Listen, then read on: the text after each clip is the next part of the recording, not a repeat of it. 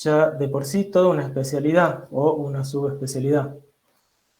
Abarca muchos contenidos que exceden a lo que se puede trabajar en una sola clase teórica. Por esta razón, y dejando de lado muchos aspectos muy importantes de esta especialidad, es que hemos seleccionado dos asuntos que consideramos fundamentales para trabajar hoy.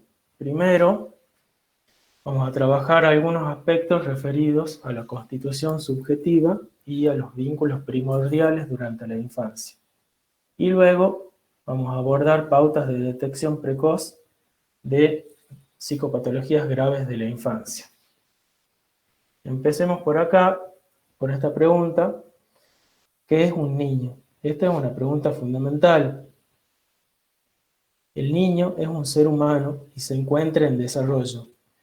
Desde el nacimiento es un sujeto activo que se emociona y percibe estímulos internos y externos. Decimos que es un sujeto activo y no un objeto, que esto sería pasivo. Y esto implica que, bueno, que tiene derechos. ¿Por qué enfatizamos en esto que parece ser una cosa tan obvia? Porque, bueno, hasta hace muy poco tiempo, esto no era así, ni en la práctica cotidiana de crianza, ni en el ámbito educativo, ni tampoco en el marco legal. Eh, Este asunto está formalizado, se ha formalizado en una ley que es la Ley de Protección Integral de los Derechos de Niñas, Niños y Adolescentes. La Ley 26.061 del año 2005. Bueno, el niño, en el niño el procesamiento de sus percepciones y emociones se realiza en relación a un vínculo con otro ser humano, con un ser humano con el psiquismo desarrollado. Es decir, que el bebé necesita de cuidados particulares y específicos en el marco de un proceso de crianza. Este procesamiento mental de emociones y percepciones, que está desarrollado en el marco vincular planteado, construye poco a poco la posibilidad de pensar, de pensarse y tener conciencia de sí mismo y de pensar en el entorno. La construcción de un aparato para pensar permite la regulación de emociones y percepciones y el desarrollo en todas las áreas. Esto está referido a la construcción de un aparato psíquico, o también se lo puede, relativo con el concepto de psiquis o psiquismo, o incluso el concepto de mente. El niño no solo comunica luego de la adquisición del lenguaje, antes de esto también comunica sus emociones y pensamientos a través de su conducta. Por ejemplo, el dormir, el despertar, el gritar, de sus gestos. Por ejemplo, el llanto, la risa. Expresa también mediante el contacto visual, mediante el juego y la interacción social. La comunicación de los niños depende de la capacidad de sus cuidadores para decodificar los mensajes no verbales del niño y traducirlos en expresiones verbales. Por ejemplo, que el cuidador pueda decodificar que un bebé tiene hambre, que está enojado, que quiere upa, que tiene sueño, que le duele la panza, etc. Esta decodificación específica va creando las condiciones para el desarrollo del aparato psíquico o el psiquismo. El bebé necesita la presencia de un otro.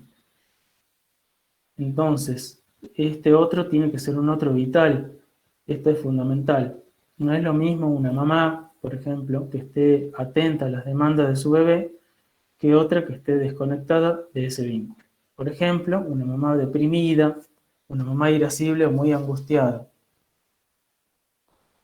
También tiene la necesidad de otro que impacte por medio de su interpretación o de codificación del lenguaje, es decir, que impacte por medio de su psiquismo en el psiquismo del bebé.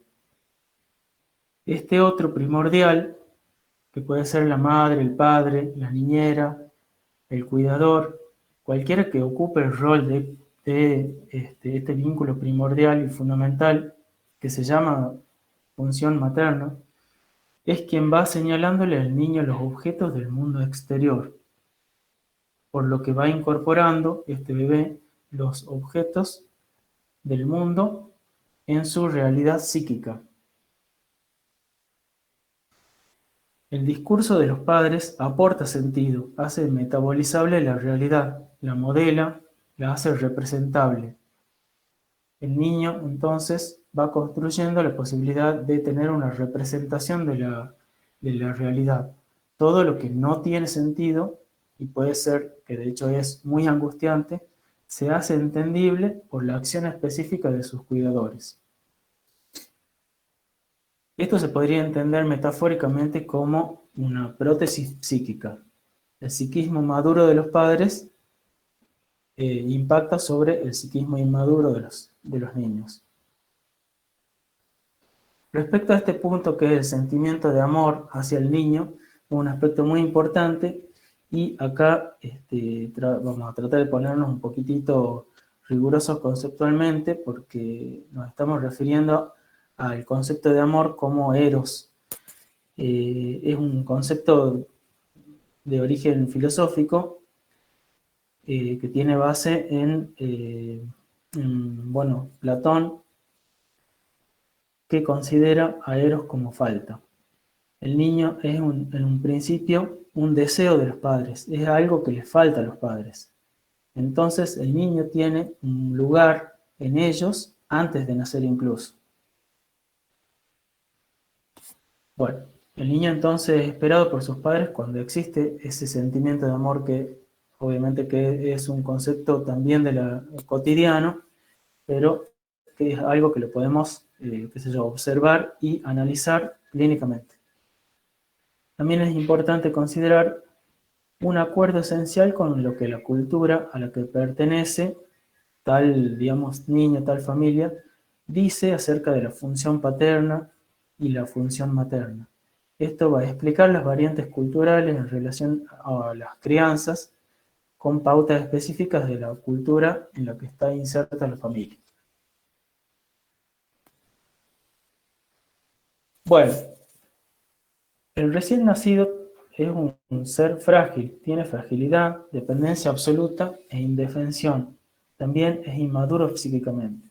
Esto se explica bajo el concepto de neotenia, que es una prematurez fisiológica específica de nuestra especie en comparación con especímenes recién nacidos de otras especies animales. También explica bueno, la diferencia de psiquismo de las especies, otras especies animales en relación al humano. Este estado plantea bueno, un equipamiento insuficiente para adaptarse al entorno en forma autónoma y explica la necesidad de cuidados y la importancia de la socialización en el ser humano. El bebé recién nacido solamente ofrecido a sostener su vida en forma solitaria, no puede hacerlo. ¿Sí? Necesita de cuidados complejos que implican no solamente cuidados biológicos. Bueno, el recién nacido cuando nace tiene un psiquismo inmaduro, por supuesto. No tiene desarrollado un yo, el cual es una instancia psíquica. Tampoco tiene definido o diferenciado un mundo exterior, lo cual se podría considerar primitivamente como un no yo. No hay una diferencia entre el yo y el no yo. Hay en el bebé una continuidad en su experiencia sensorial respecto de la realidad primitiva. Para su desarrollo, el bebé va a necesitar interacción con el ambiente, pero específicamente o fundamentalmente la experiencia emocional con otro ser humano, con un ser humano con el psiquismo maduro, como habíamos dicho antes. Bueno, por ejemplo, ¿qué es lo que pasa cuando un niño, un bebé, recibe cuidados, eh, recibe cuidados higiénicos, pero no recibe esta experiencia emocional específica con otro ser humano? Esto pasa y pasó, digamos, luego de la Segunda Guerra Mundial. O sea, en Europa hubo grandes cantidades de niños huérfanos que han crecido en instituciones, en orfanatos, y se pudo, digamos, describir algo que en ese momento se llamó hospitalismo, y actualmente se llama síndrome de deprivación afectiva. Entonces, niños que reciben cuidados físicos, pero que no suelen tener una experiencia emocional con un adulto, que sea propiciadora de una buena constitución subjetiva, por supuesto. En estos casos es bastante común que se desarrolle un cuadro autístico, ¿sí? Un autismo.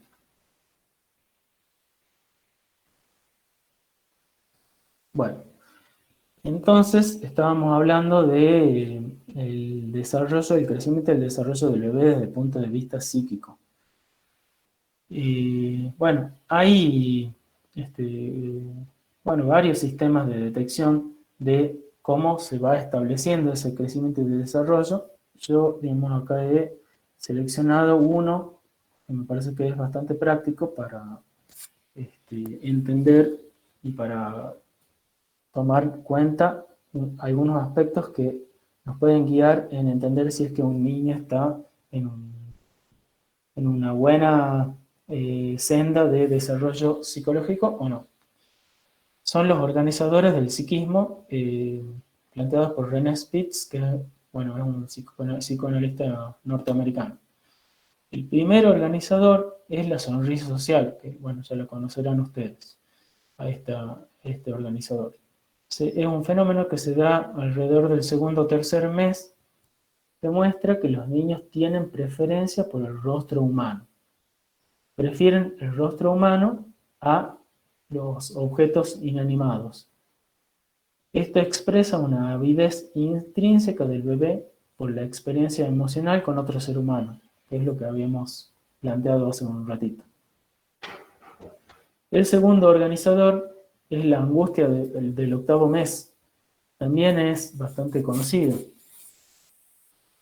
Implica una reacción frente a los extraños y denota que el bebé ya puede discriminar un rostro conocido, por ejemplo el de su mamá, el de su papá, de uno desconocido que al observar expresa llanto o malestar.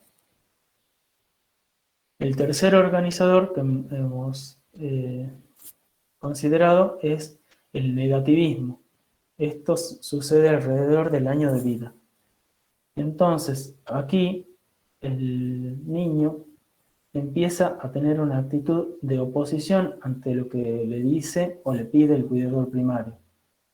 Esto evidencia una mayor discriminación y un proceso ya instalado de autonomía.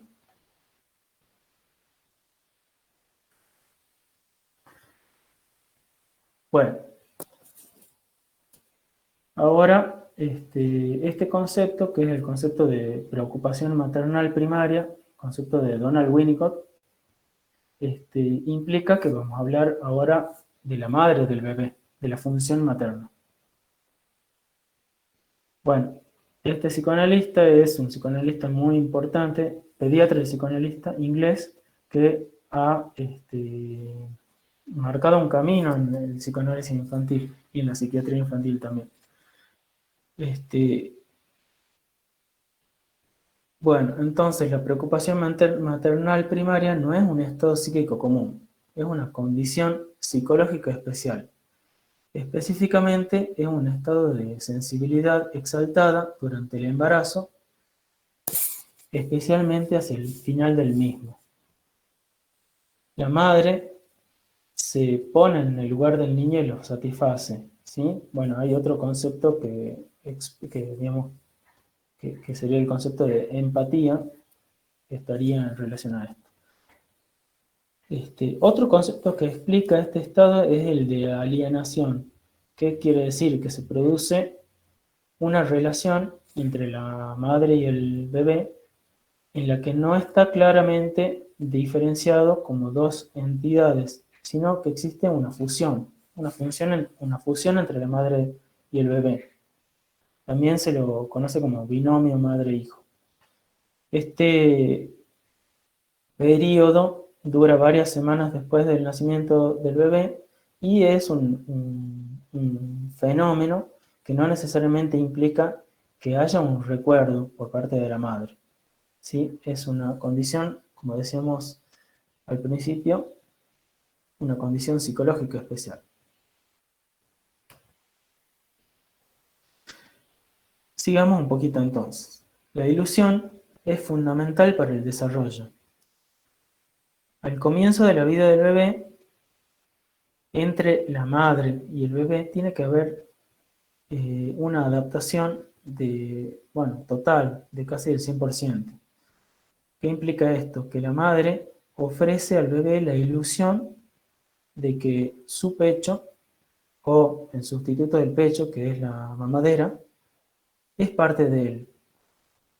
Recordemos que habíamos hablado que el bebé todavía no tenía incorporado en su psiquismo la diferencia entre el yo y el no yo, ¿sí? Entre el yo y el mundo exterior.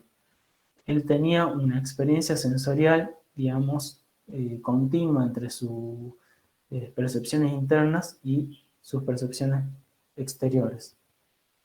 De manera que el bebé en ese momento se hipotetiza que percibe que domina mágicamente a la necesidad, por ejemplo, establecida con el hambre. Llora y aparece el pecho que satisface rápidamente su necesidad. Bueno, entonces en esta experiencia, la omnipotencia infantil es un hecho que la caracteriza. Luego, más adelante, con el destete, la madre va a desilusionar al bebé. Esto lo va a hacer en forma gradual, pero solo lo logrará si al principio le ha ofrecido suficientes oportunidades de ilusión. Bueno, entonces, luego de un tiempo suficiente, solamente luego de un tiempo suficiente de alienación, o sea, de fusión, va a aparecer la necesidad de la separación. Respecto de esto que estamos hablando, vamos a considerar otro concepto de Winnicott, que es el concepto de madre suficientemente buena. Es un concepto muy simple y muy esclarecedor. Madre suficientemente buena implica que la ausencia de la madre es una catástrofe para el bebé, pero una presencia excesiva en un tiempo en que el bebé tiene que empezar a separarse de su madre, es también algo que puede ser muy nocivo. Entonces, esto implica que la adaptación de la madre al bebé tiene que ser activa y en relación a las necesidades del bebé. Y así como hablábamos al principio de una fusión, una adaptación al 100%, tiene que ir produciéndose una disminución gradual cuando el bebé puede ir construyendo una tolerancia a soportar esa frustración. Esto en términos metapsicológicos del psicoanálisis implica una sustitución del principio de placer por el principio de realidad. ¿Sí? O sea, un psiquismo primitivo dominado por el principio del placer. Esto implica que ante la aparición de cualquier tipo de displacer, el bebé va a intentar producir una descarga de displacer para estar tranquilo.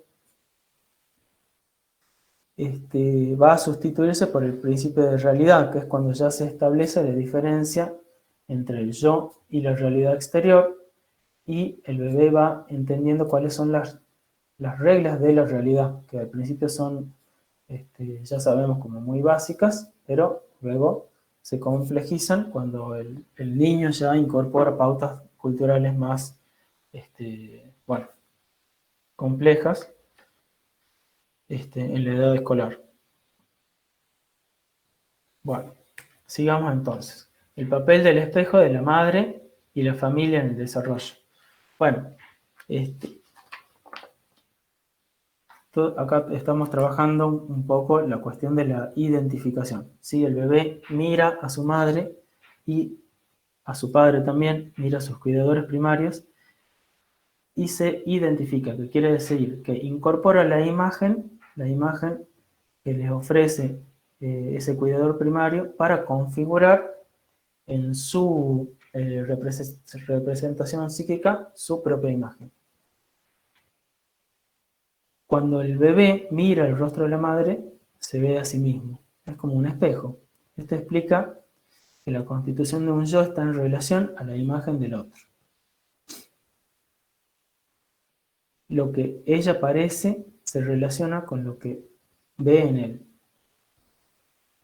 Entonces, ¿qué pasa? Estamos hablando, digamos, por supuesto, de un vínculo madre-padre-hijo normal, pero esto se complejiza cuando la madre o la persona cuidadora primaria expresa su propio estado de ánimo o rigidez por sus propias defensas. Entonces, ahí se puede dar esta situación catastrófica que hemos hablado, que es que a veces el bebé mira y no se ve reflejado en el rostro de la madre. La madre no lo mira. La madre desvía la mirada y este bebé queda, digamos, indefenso ante la necesidad de incorporar el proceso de identificación. Bueno, mientras más temprano se produzca ese desencuentro, más dramático va a ser. También puede ser que el niño pueda incorporar la identificación por parte de sus padres, pero que más adelante se relacione o, digamos, como se relacione con las expresiones o las manifestaciones conductuales de padres que van a implicar que cuando el niño vaya creciendo va a ir repitiendo en sus conductas lo que percibe de sus cuidadores primarios. ¿Sí? Bueno, a esto me refiero con, por ejemplo, problemas conductuales que si nosotros hacemos una buena anamnesis encontramos que son repeticiones de conductas que él observa o sufre por parte de sus padres. Ya vemos entonces que en todo estudio de lo que implica el desarrollo del psiquismo, de la constitución subjetiva de un niño, no solamente estamos hablando autónomamente de lo que le pasa al bebé, sino también de de cómo impactan en ese bebé sus cuidadores primarios, su papá, su mamá, o los sustitutos que los crían. Por lo tanto, cómo tendría que ser un cuidador primario o un padre, ¿sí? Es, bueno, para que se desarrolle dentro de cierta normalidad la constitución subjetiva, un buen padre es un adulto que puede atender a las necesidades físicas y emocionales del niño, que tiene empatía y capacidad lúdica. Esto es muy importante porque el juego es un acto central en el desarrollo del psiquismo. En el juego un niño tramita o metaboliza aquello que sufre, que puede ser traumático, que no puede entender. En el juego se produce también una repetición que hace que pueda aceptar cosas que, si no, las vive traumáticamente. ¿Qué otras características tendría que tener este cuidador primario normal? O dentro de cierta normalidad, que tenga sensibilidad, que tenga plasticidad y fundamentalmente que tenga capacidad para decodificar las necesidades del niño. ¿Sí? Bueno, existen una gama de manifestaciones emocionales en la infancia que no son psicopatológicas. ¿sí? Ahí es muy importante. ¿Por qué? Porque nos va a llegar al consultorio médico general, al consultorio pediátrico, e incluso llegan a los especialistas, psiquiatras y psicólogos, consultas por manifestaciones emocionales normales y esperables durante la infancia. En este caso, en el caso que nos llegue estas situaciones, esto no implica un tratamiento. En todo caso, puede implicar, bueno, una actitud de escucha, una investigación, a ver si es que esto que expresa un niño o los padres de un niño eh, es patológico o no, pero va a implicar solamente quizás indicaciones del orden de la puericultura, de la crianza. Bueno, entonces, dentro de estas manifestaciones emocionales en la infancia, no psicopatológicas, tenemos la tristeza. Dentro de la tristeza, bueno, duelos, pérdidas, problemas vinculares transitorios. Tenemos también la ansiedad, pueden haber crisis familiares, estresores agudos o crónicos. Se dan también miedos evolutivos. Hay toda una edad en donde es normal que un niño o una niña tenga ciertos miedos a la oscuridad, bueno, a que los padres se vayan, a la muerte, etc. También existen dificultades en el desarrollo transitorias que no tienen que, capaz que nos puedan llamar la atención, pero no tienen que preocuparnos. Manifestaciones emocionales en relación a una situación traumática.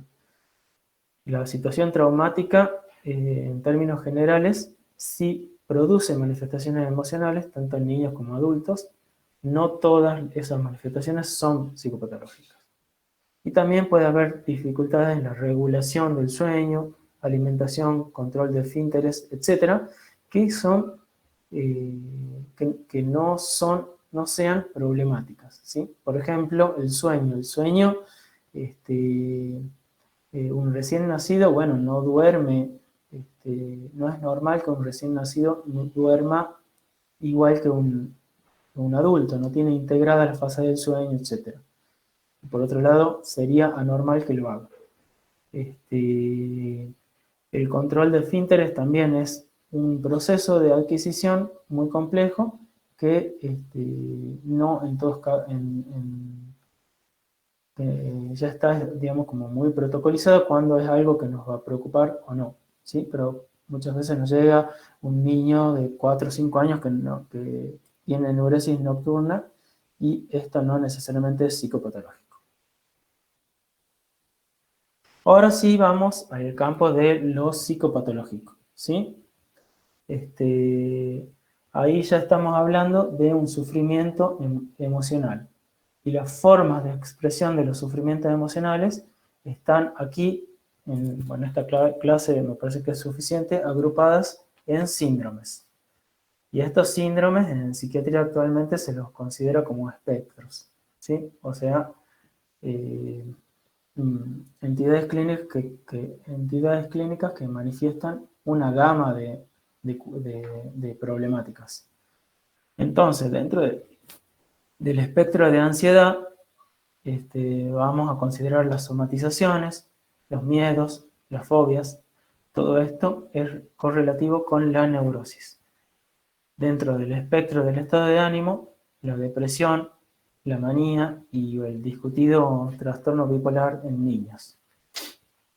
Dentro del espectro psicótico, bueno, los delirios, las alucinaciones, la paranoia y lo que es más común en los niños, los estados prepsicóticos. Dentro del espectro autista, el espectro autista sí es un cuadro muy característico de la niñez, con problemas graves, por supuesto. Vamos a considerar problemas de relación y comunicación.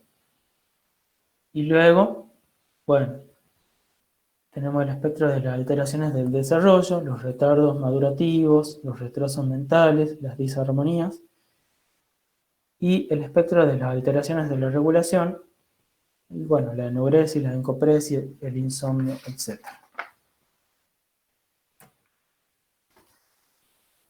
Continuamos entonces con la importancia del diagnóstico. En primera instancia, es importante, como hemos visto en las imágenes anteriores, es muy importante diferenciar qué es normal de qué es patológico. Qué es una manifestación emocional esperable o qué es una situación en donde el niño está con un sufrimiento emocional. Luego vamos a avanzar en la investigación clínica en la pregunta ¿por qué le sucede esto a este niño? Es decir, no solo nos vamos a detener en objetivar un cuadro clínico, un síndrome o un trastorno, sino que vamos a intentar construir una hipótesis causal, ¿sí? Una hipótesis causal que nos permita considerar los factores biológicos que pueden estar en juego, los factores psicológicos que pueden estar en juego, los factores vinculares y sociales también, ¿sí? Para investigar clínicamente y hacer un buen diagnóstico vamos a necesitar varias observaciones.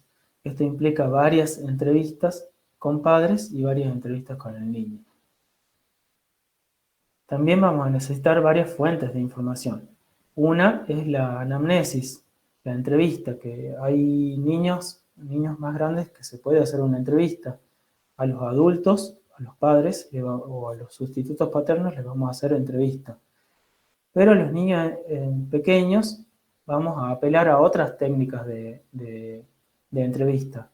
La hora de juego, al dibujo libre, en donde el niño que por ahí no tiene un manejo tan desarrollado de la palabra, que no puede explicar con palabras el sufrimiento, existen toda una técnica de juego y de dibujo en donde se puede observar y objetivar ciertos sufrimientos que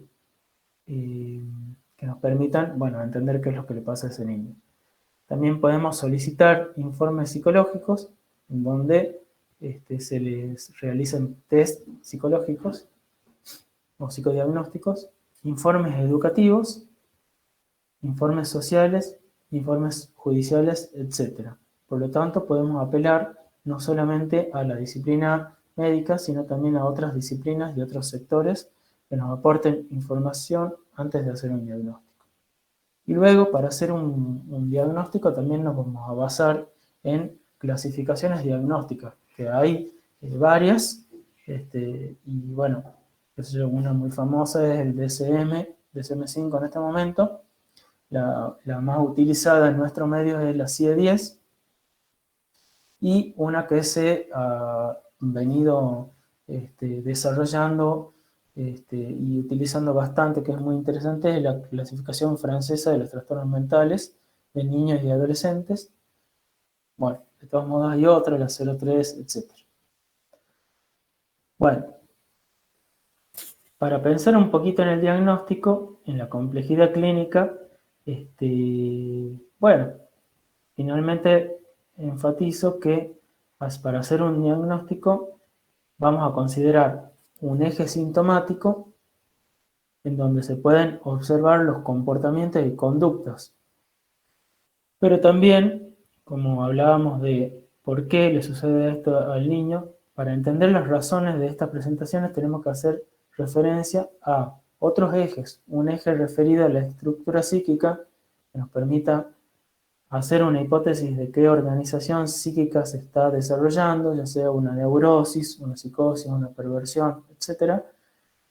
Otro eje que considere los posibles problemas orgánicos que expliquen tal o cual manifestación o presentación clínica. Un eje diacrónico que nos permita considerar qué manifestación entra dentro de lo normal o lo patológico según el momento de la vida en que se presente y cómo evolucione. Y finalmente un eje ambiental, es decir, a cómo el entorno puede eventualmente explicar esta presentación clínica. Bueno, hasta ahí cerramos el primer asunto que les planteé que íbamos a trabajar, que es el asunto de la constitución subjetiva. Y ahora vamos al segundo asunto, que es la detección precoz de psicopatologías graves de la infancia. Creo que estamos bastante bien con el tiempo, vamos a tener unos 10 minutos de debate. Bueno, entonces, para la detección precoz, ¿qué es lo que vamos a tratar de detectar? Bueno, los bebés con riesgos de trastornos severos del desarrollo.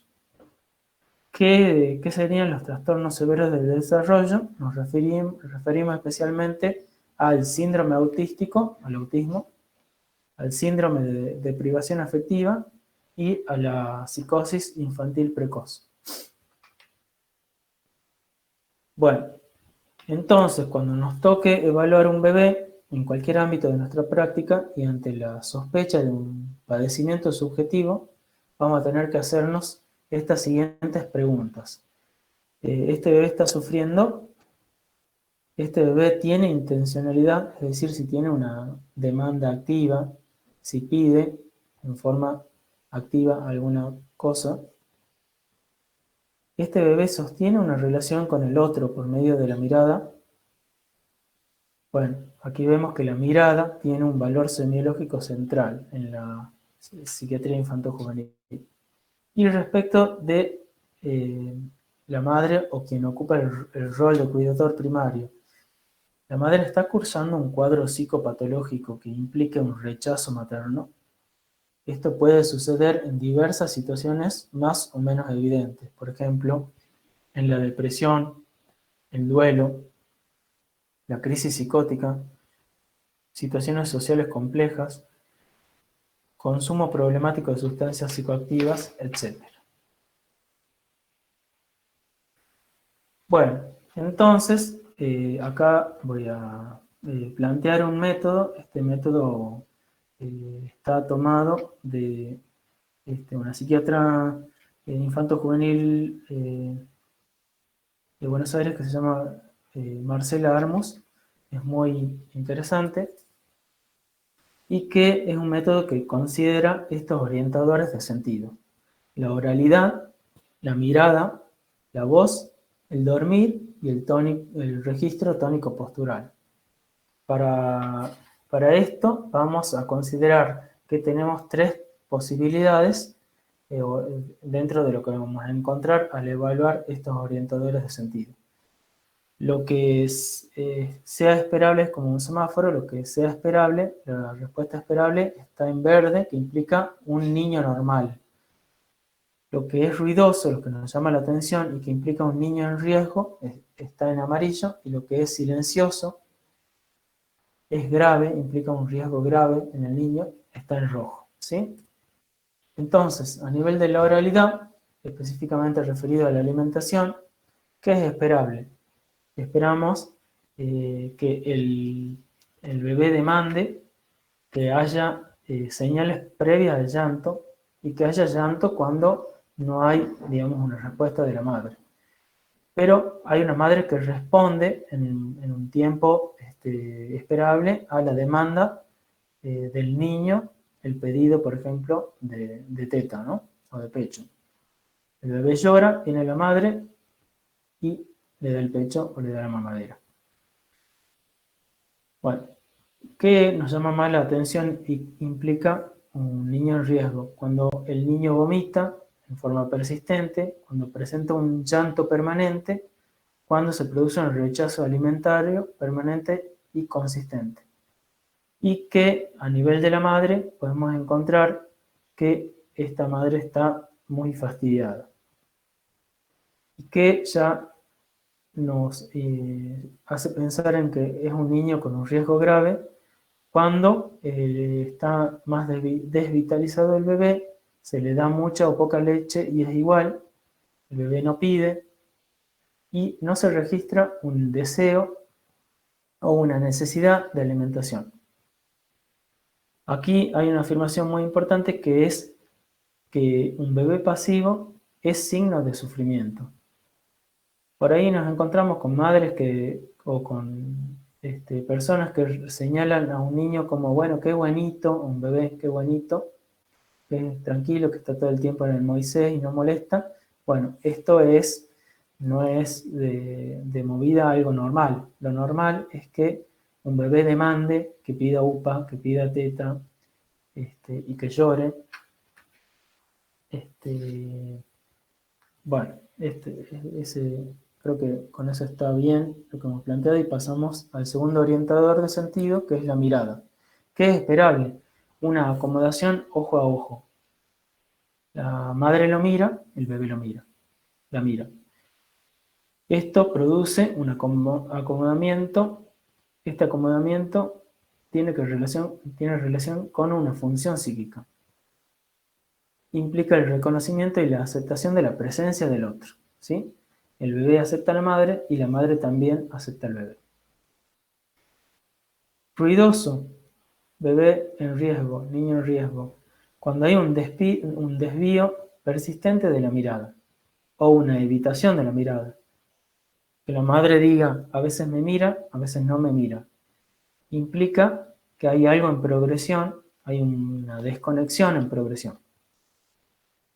Y lo que implica un niño en riesgo grave es cuando el bebé o el niño transparenta en su mirada, ¿sí? Quiere decir que mira hacia un lado, hacia el otro y no fija la mirada en el rostro humano. Puede quedarse colgado o focalizado mirando un objeto. Entonces, lo que habíamos dicho que era característico del bebé, que es que tiene una preferencia, el bebé, digamos, desde los 2-3 meses de edad, que tenía una preferencia por el rostro humano. Bueno, en este caso, el rostro humano no tienen, qué sé yo, intencionalidad de conexión de mirada y se quedan focalizados a objetos inanimados. Es muy común, acá está como ejemplo el ventilador, pero es muy común que un niño autista se quede, digamos, focalizado en esta imagen del ventilador dando vuelta y de alguna forma evitando el vínculo perceptual con un ser humano. Y este es signo de estar desalienado del otro, desconectado del otro. Vamos con el tercer orientador del sentido, la voz. Es normal la adquisición de la lengua materna y del lenguaje. La lengua implica la posibilidad de hablar, está tomado de la madre, y el lenguaje implica la posibilidad de vincularse con el otro por medio del lenguaje. En un principio, bueno, va a aparecer una protoconversación. ¿Qué quiere decir? Que el bebé empieza a hacer ruiditos, balbuceos, gorjeos, y la interpretación de eso que el bebé dice es una atribución por parte del cuidador primario, la función materna. ¿Qué quiere decir? Que la mamá se preocupa y le encuentra sentido a lo que el bebé dice, aun cuando no lo hay. ¿Qué quiere decir? Que el bebé, para la madre, el bebé que se entiende, el bebé legible, que la mamá puede hacer una lectura de lo que el bebé transmite. ¿Qué nos hace llamar más la atención en términos de que hay un riesgo? Gritos desesperados que no pueden ser absorbidos por el lenguaje materno.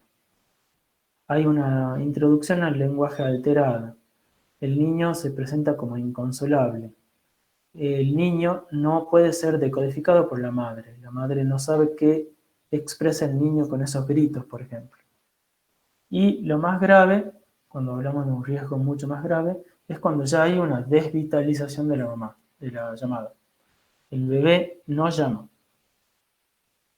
Está aplastado su deseo en relación a lo pulsional. Y esto implica que estamos en presencia de un bebé profundamente desconectado, a la vez que de un cuidador primario profundamente desconectado de su bebé. A nivel del dormir, el cuarto orientador del sentido, es normal cuando el niño eh,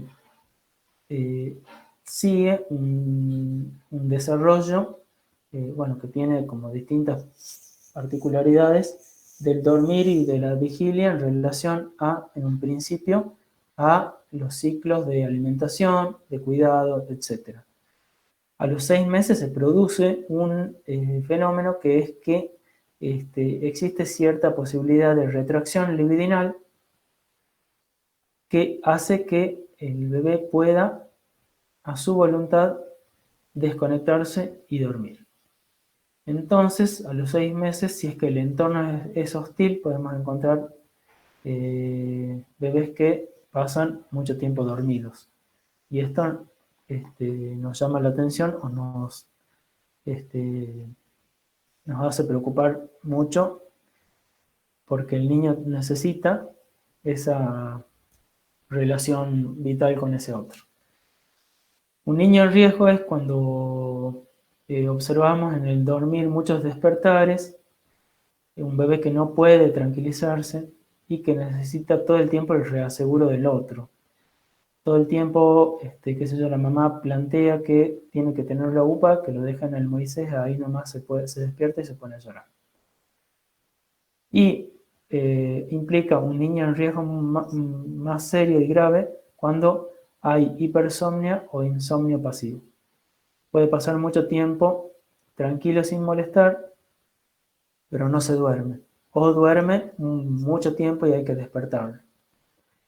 Volvemos a encontrar aquí un bebé que no demanda, desvitalizado. Finalmente, el último orientador de sentido es el registro tónico postural. ¿Qué es lo esperable? Que esa avidez que tiene el bebé de contacto con el otro hace que el bebé, cuando uno lo deja en la cama, en el Moisés, presenta una tonicidad exacerbada y, bueno, llora y todo eso. Y cuando el bebé es alzado, es aupado, el bebé se tranquiliza y se relaja posturalmente y tónicamente. Entonces, si encontramos un bebé que tiene variaciones entre la hipertonía e hipotonía, que puede ser incluso contrario, o sea, que tiene rechazo de estar aupado y se tranquiliza cuando está acostado, solo, nos llama la atención como un bebé en riesgo. Y a nivel del registro tónico postural ya nos llama la atención como una situación grave y severa cuando empiezan a tener movimientos estereotipados, autocalmativos, balanceos, autoestimulaciones sensoriales y que implican retracción severa. Bueno, hasta aquí entonces lo que yo traía en estos dos temas, que eran la constitución subjetiva y la detección precoz de eh, riesgo de trastornos mentales severos en la infancia. Así que bueno, tenemos 10 minutos para conversar. Esta es la bibliografía de donde he sacado para escribir esta clase y para plantear esta clase. He usado un manual de psicopatología de Marcelli y he usado, como le había planteado, cuestiones que plantean la doctora Armus y también la doctora Mónica Oliver, que son psiquiatras de infantos juveniles muy renombradas de Buenos Aires. Bueno.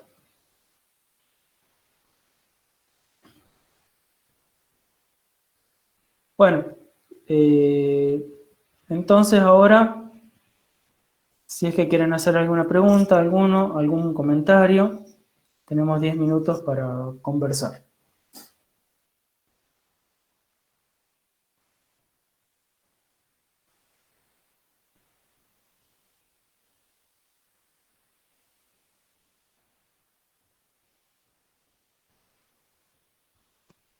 Hola doctor, yo tengo una pregunta.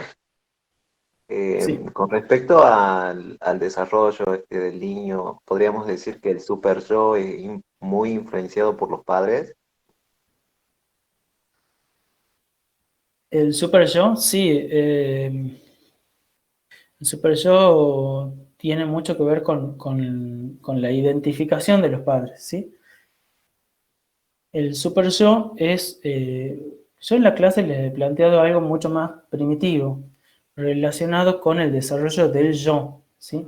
El desarrollo del yo y del no yo, o del mundo exterior, eh, se establece desde, bueno, el nacimiento del bebé hasta en los primeros 2 años de vida.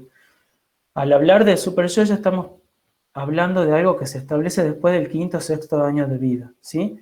No sé si ustedes Ajá. recuerdan algo relativo al complejo de castración, ¿sí? Un fenómeno que se produce luego de la aceptación del complejo de castración, ¿sí? Es la incorporación en la conciencia de una conciencia moral, ¿sí? Ajá.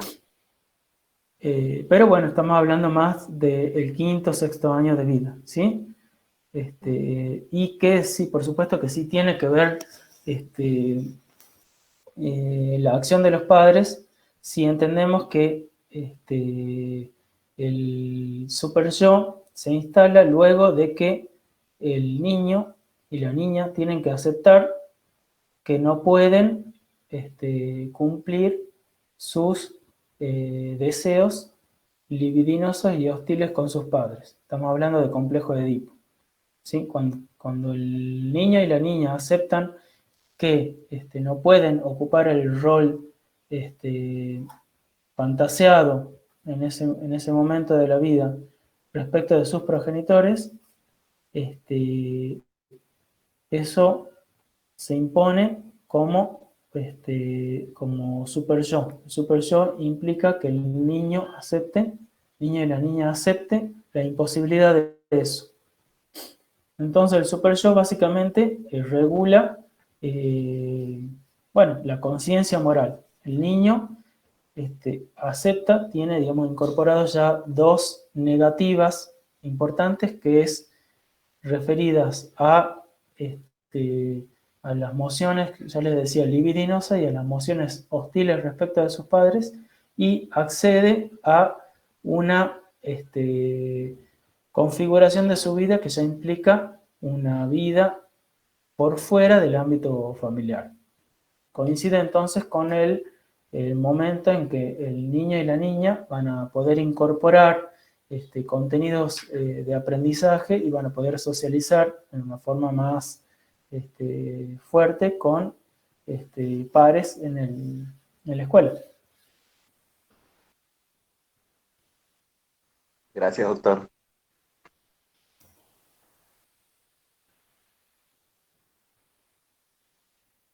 Bueno, si quieren hacer alguna otra pregunta o otro comentario, este, si es que alguna cosa no ha quedado del todo clara o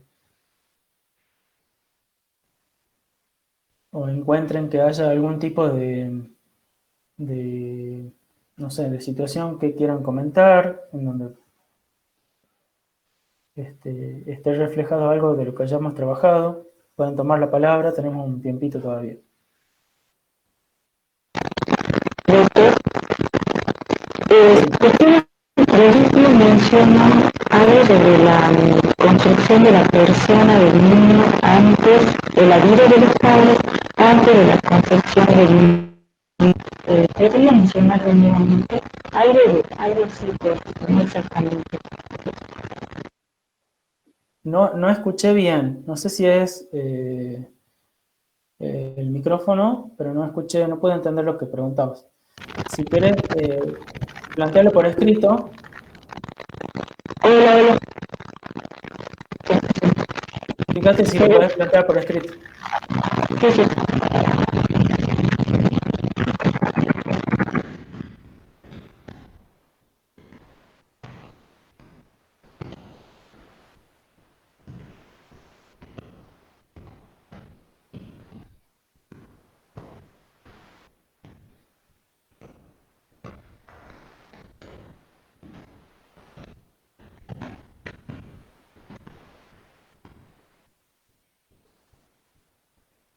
No sé si alguien ha podido... A ver, veamos. Usted mencionó algo sobre la construcción de la persona del niño en la vida de los padres antes de la concepción. ¿Podría mencionarlo nuevamente? Bueno,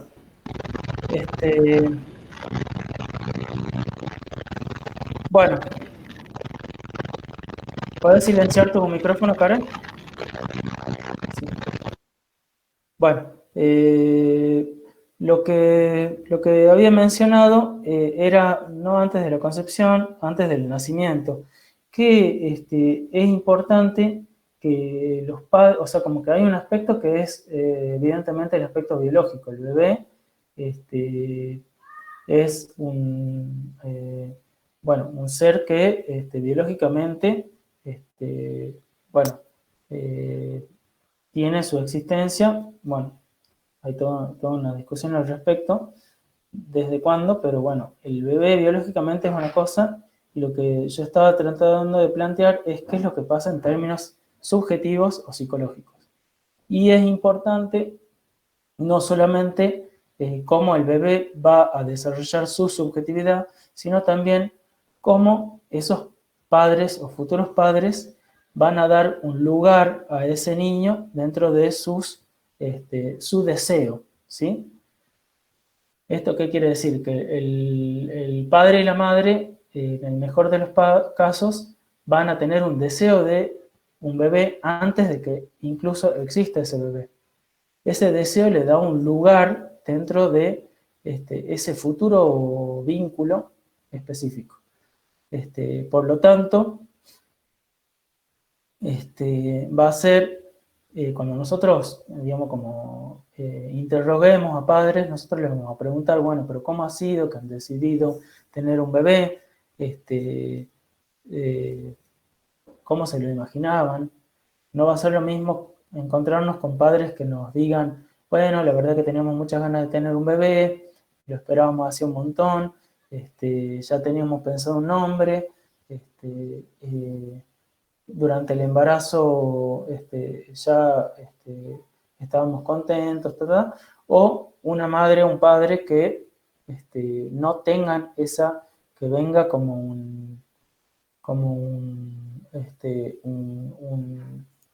un asunto no esperado, incluso con un rechazo. No va a ser lo mismo, y este deseo de los padres va a estar alterado y puede llegar a producir graves efectos en el niño real que nazca. Acá hay otra pregunta de Naira Denise de Toconas Garzón, que dice: en el caso de los bebés que pasan por hogares transitorios, ¿cómo sería en ellos la identificación con el otro? Bueno, esto es algo muy particular, porque el hogar transitorio va a depender de qué vínculo establezca con ese otro que ocupe en ese lugar el rol de cuidador primario. En el hogar transitorio se puede dar que la persona que se haga cargo de ese bebé le ofrezca lo que el bebé necesita en términos de experiencia emocional con un adulto, en términos afectivos. Pero también puede ser que no suceda esto, ¿sí? ¿Qué sucede en el caso de un niño no deseado? ¿En qué afectaría a ese niño? Bueno, el niño no deseado es una catástrofe para el niño, ¿sí? Es un niño rechazado. Ya decíamos, hemos dicho y lo he enfatizado bastante, que el bebé, para tener una buena constitución subjetiva, necesita de una experiencia emocional con un ser adulto. Y esa experiencia emocional implica que ese adulto tenga deseo, tenga un lugar para ese niño, ¿sí? Ahora, el bebé no deseado no es solamente una mamá que diga, no, yo no quiero tener un bebé, o un papá que no quiera. El deseo es algo un poquito más complejo. Porque muchas veces pasa que una madre diga que no quiere tener un bebé, pero se encuentra en la situación concreta de quedar embarazada, con poder darle un lugar y poder brindarle esa experiencia emocional. También sucede que hay madres y padres que dicen desear al bebé, desear en el sentido de tener deseo de hijo, y que en los hechos podemos observar un rechazo. O sea, como desconfiemos de qué es lo que el padre-madre dice en términos de que hay un deseo o no. Entre líneas vamos a encontrar si es que ese bebé tiene un lugar en el deseo de ese padre y esa madre o ese cuidador primario. ¿Sí? Entonces, enfatizo de nuevo que un niño no deseado es una catástrofe. ¿Sí? Bueno, ahora vamos a cerrar porque ya es la hora. A ver, espera, a ver, tenemos otra pregunta. El niño no buscado, no sé si estará bien ese término, o sea que los padres lo desean, pero viene antes de lo pensado. También se ve afectado ese niño, bueno, ahí es lo que yo les estaba diciendo. Un niño no buscado no significa que no haya deseo. El deseo es algo que se encuentra, ¿sí? Hay síntomas en el desarrollo del niño que deberían llevarnos a descartar primero una causa orgánica. Bueno, la causa orgánica siempre la vamos a estudiar, ¿sí? Eso es fundamental. Si hay signos y síntomas que nos van a llevar a pensar, aunque no nos llevan a pensar, siempre tenemos que estudiarla, ¿sí? En la anamnesis, en la anamnesis con el niño, en el examen físico con el niño, en la historia familiar, ¿sí? Bueno, vamos a cerrar la clase porque ahora tengo entendido que tienen trabajo práctico. Ya estamos en horario, espero que les haya servido. Bueno, vamos a cerrar entonces. Muchas gracias y hasta luego.